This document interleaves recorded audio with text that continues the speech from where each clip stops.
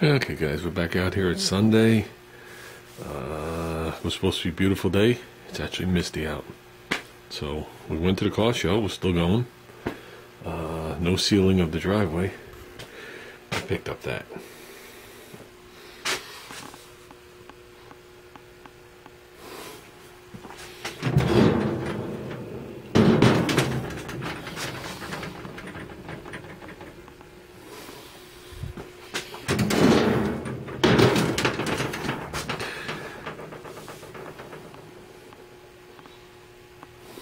Pretty cool decals on this thing.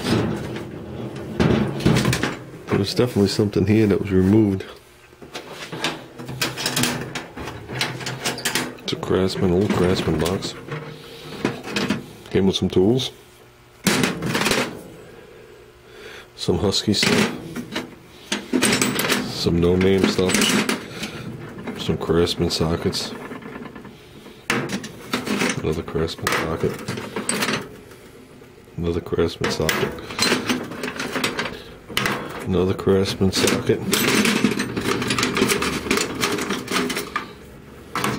Another Craftsman. This is an Impact S&K. Not bad. I don't know who made that. Another 1/2-inch extension. Looks like a no-name. The tray's fully intact. Has some made in Spain. Wow.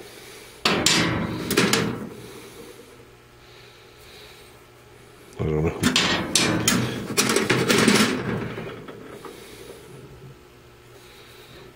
Williams 9/16.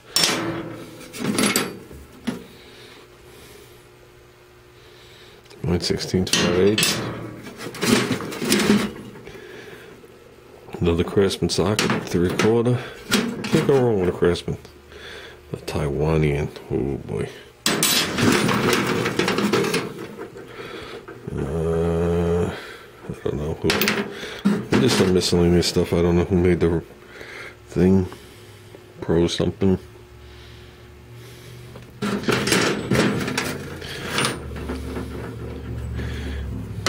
So, yeah. Got the whole box for $10. Just the way you see it. I thought that was good. This is one I'll use. And it's old style. Missing the little dinghy there for the lock.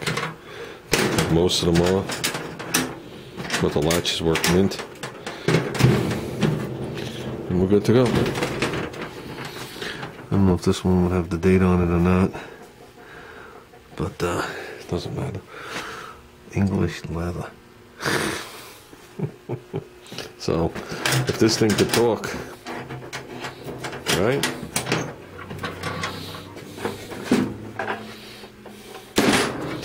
Also picked up an old school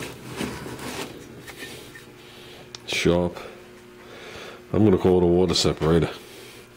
I looked through the instructions that it came with. And I was wondering if it didn't have desiccant. If it had desiccant, it would be no good. It does not have desiccant. It looks like it has this thing with fins on it. And that's what the water accumulates on and drips out the bottom. It's made out of, looks like aluminum. Guy claims he bought it and never used it. This was a different guy. It's been in the shop and he's cleared everything out. Guy was old. But on this, I'm sure there's rat shit in there too.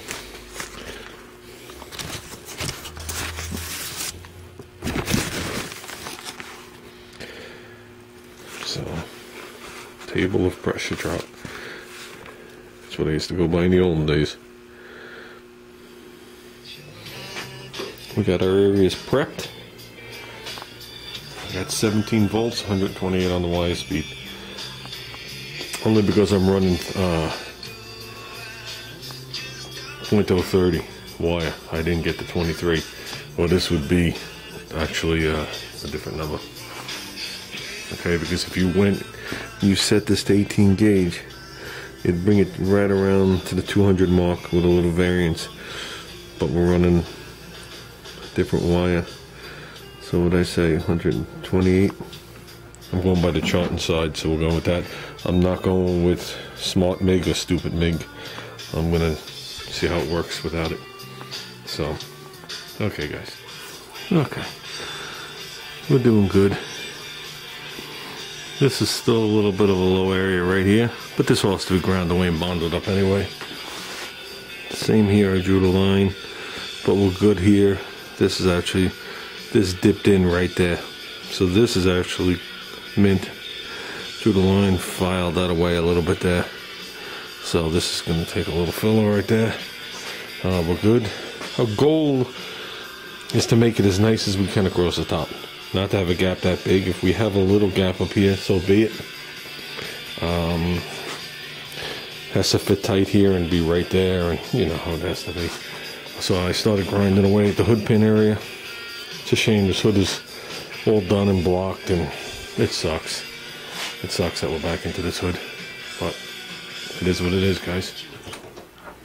Okay, how's that? Another strip is not mounted. As for the way the hood is sitting right now, I have no bump stops on it. They're on order. We're pretty flush on that side, but down on this side, but that much. So it's pretty much where it's going to be.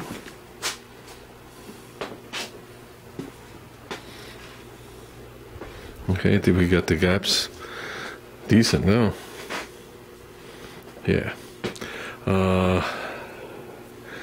These things are done and ground down. These are done and ground down. We'll go over that in a second. Hoods. Tops of fenders, which I still don't do it, but I should. Roofs. I'm putting a plate underneath. Okay. When I did do that one patch on the side, because of where they screwed the mirror in and all the shit got in there, I did flush it. It is flush. It is butt welded. And I did make the curve and butt welded. And that turned into a freaking nightmare, but I did it. If I were to cut an exact piece and sit there and butt weld that circle, that hood would have a lump in it. That's all I got to say. So what I did was I cut a piece just the right width, but a tad bit longer, and I slipped it in, laying magnets here. I put that stack of magnets.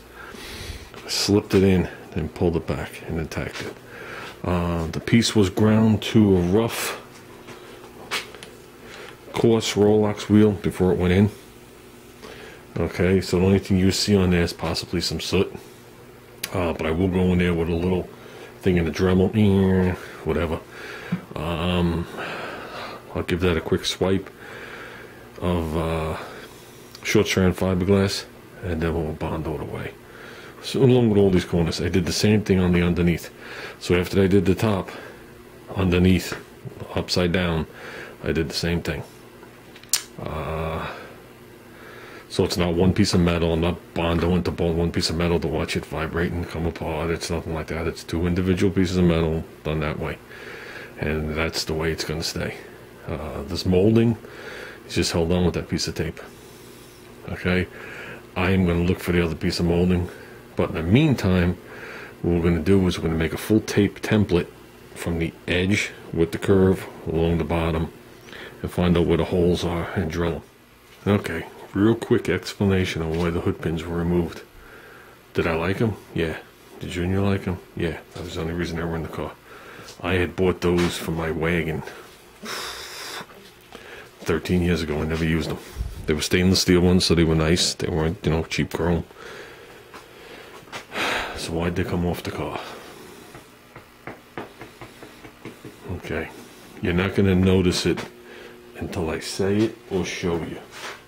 I found this out actually a year ago. Okay, so how bad would that have looked?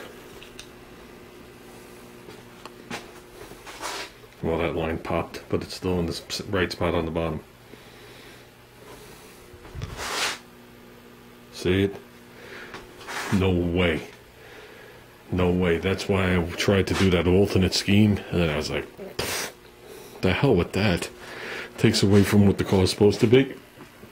Junior didn't like it. I didn't like it.